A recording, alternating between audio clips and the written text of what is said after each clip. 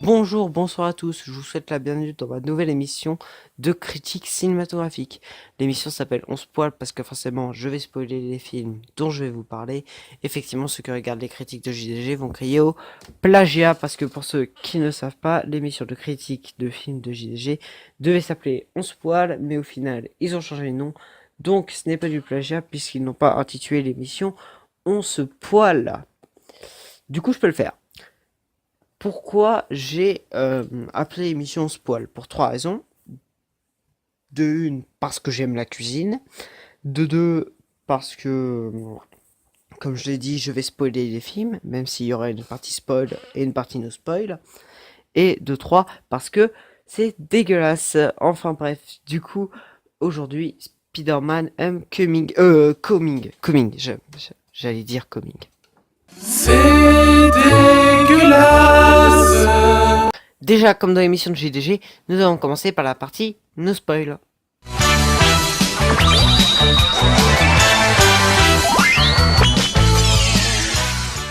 Je tiens à dire que j'étais totalement hypé par le film pour 4 raisons. Première, j'adore Spider-Man, que ce soit comics ou film. Deuxième, le nouvel acteur de Spider-Man est juste génial. Il fait beaucoup plus adolescent, déconneur, etc., etc., que dans les films de Sam Raimi, et ça, c'est cool. Troisième, le réalisateur est James Watt, le réalisateur du génialissime, fantasmagorismiquement magnifique Clown, qui est un très très bon film.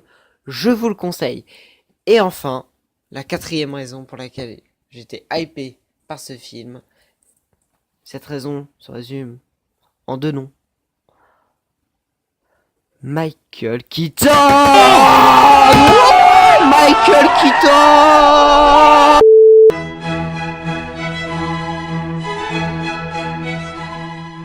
Pour ceux qui ne savent pas qui est Michael Keaton, c'est l'un des acteurs principaux de l'un des meilleurs films du meilleur réalisateur de tous les temps. J'ai nommé Beetlejuice.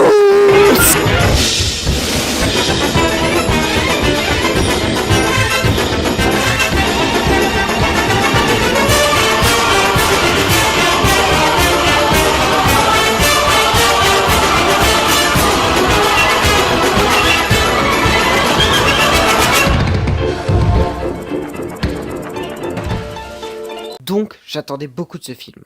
Rapide résumé de l'histoire de nos spoils, dans ce film on ne revient pas sur les origines de Spider-Man, comme dans les films de Sam Raimi.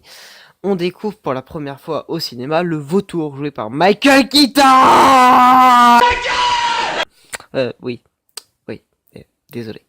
Du coup, je disais, le vautour, personnage que j'apprécie énormément, car c'est un ennemi très important des comics Spider-Man. Et je dois avouer que je préfère le vautour du film que celui du comics. Rien que le costume, regarde ça. Dégueulasse. Putain de stylé. Non, je déconne, celui du comics c'est quand même plutôt classe, hein. En même temps, c'est pas la même époque, regardez, c'est déjà mieux. Mais enfin, celui du film est quand même beaucoup plus classe. Je trouve que c'est très intelligent de donner des armes surpuissantes d'une technologie surhumaine, même extraterrestre, comme c'est dit dans le film, aux vautours. C'est une très bonne idée. Bah oui, parce que forcément, ils ont beaucoup amélioré Spider-Man dans le film que dans les comics.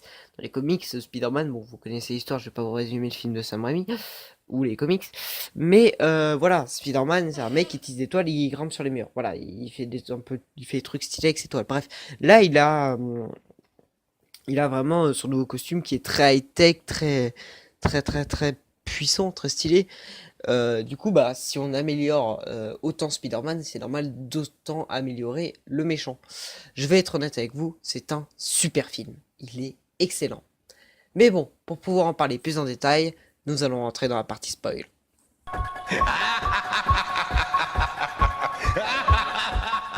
Bienvenue dans la partie spoil.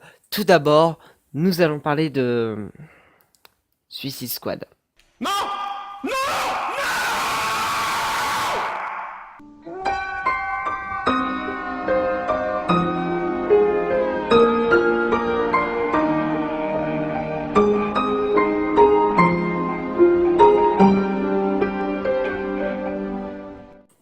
Parlons plus précisément du personnage de Deadshot, qui, je vais pas vous résumer tout le film de Suicide Squad entièrement, hein, je vais pas vous parler, on n'est pas là pour parler de ce film, j'en parlerai peut-être un jour parce que quand même, voilà. est très mal écrit. Hein. Le personnage de Deadshot est très mal écrit, car au lieu d'avoir un méchant qui fait des trucs de gentil, comme le film le veut, hein, nous avons un gentil qui fait des trucs de gentil. Comprenez-moi, certes, c'est un méchant, il est contre Batman, il est méchant, oh là là, il est méchant, mais il y a toute une histoire quand même avec sa fille, etc. Et tout le long, moi perso, j'ai pas vu un méchant, j'ai vu un gentil. Hein, ma fille, je l'aime, etc. Non, Deadshot dans le comic, je veux dire, il est sans scrupules, c'est l'enculé de première, quoi. Tu peux pas faire ça. Enfin bref. Du coup, aujourd'hui, avec le film Spider-Man Homecoming, le vautour est clairement le personnage qu'on aurait aimé voir avec Deadshot. Parce que c'est un méchant qui a une âme de gentil, comme on le voit dans la scène où il laisse partir Peter Parker alors qu'il a découvert que c'était Spider-Man. C'est une scène qui est très émouvante parce que on se rend compte que le vautour, bah, il est pas si méchant que ça. Et c'est beau. Du coup, c'est clairement le personnage de Deadshot qu'on aurait aimé avoir. On a clairement l'un des meilleurs méchants de tous les films Spider-Man. Il est à la fois attachant et répugnant, à la fois mauvais mais à la fois bon. Il fait de mauvaises choses mais avec de bonnes intentions et c'est ce qui fait qu'il est très intéressant. À présent, laissez-moi vous parler de Tony Stark. Lui aussi très intéressant, bien que secondaire, il est un peu l'oncle Ben de Spider-Man. Il est le père, il est un père, un modèle comme l'était l'oncle Ben pour Peter. Nota bene, ne plus faire la blague du riz. Hein, c'est vraiment pas marrant et elle a été surfaite. Vraiment, amusez-vous comme moi à comparer l'oncle Ben du premier Spider-Man de Sam Raimi, hein, du grand et magnifique Sam Raimi, à Tony Stark de Homecoming. C'est vraiment amusant et on prend vraiment du plaisir à faire ça. Oui, je sais, j'ai vraiment pas de vie. En même temps, je suis un... Je suis un geek, je suis un blaireau. Quand j'essaie de me faire des amis, ils disent que j'ai pas de vie, on va t'acheter une vie. Je suis un geek, et je vais m'acheter une vie. Pour finir sur les points positifs, Ned. Là, vous allez me dire, pourquoi tu parles pas de Spider-Man? C'est quand même le héros. Hein. Bah, c'est pas compliqué, j'ai tout dit à son propos. Très bonne idée pour l'amélioration, le costume, etc. L'acteur est parfait. Bah, sinon, à part ça, le personnage ne change pas. Et c'est pas une mauvaise chose, parce que trop s'écarter du comics, ça serait ne pas respecter l'histoire en soi de Spider-Man. Donc pour l'instant, voilà, il est très très bien le personnage. Mais voilà, le personnage de Spider-Man, tout le monde le connaît. Du coup, j'ai pas grand chose à dire. Mais c'est pas une mauvaise chose, comme je dis. Du coup, revenons sur Ned. Hein, qui, comme il est dit dans le film, est le geek dans le fauteuil. Il guide le héros à distance. Il est un peu comme l'oracle de Batman. Sauf que l'oracle, elle est vraiment dans le fauteuil. Parce que parce qu'elle est paraplégique. Ouais, c'est pas très gai, hein. Ce que n'a pas compris d'ailleurs la série animée Les super-héroïnes de DC. Non, parce que là, Barbara Gordon, elle est vachement dans un fauteuil, hein. Je m'en fous que ça soit avant son accident. C'est honteux. Je vais vous faire un procès et m'acheter une piscine que je remplirai de vos larmes.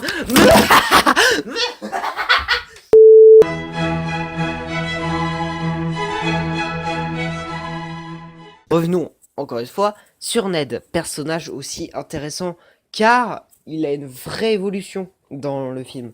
Au début, il est une sorte de gosse admiratif de son héros qui est son pote Peter Parker.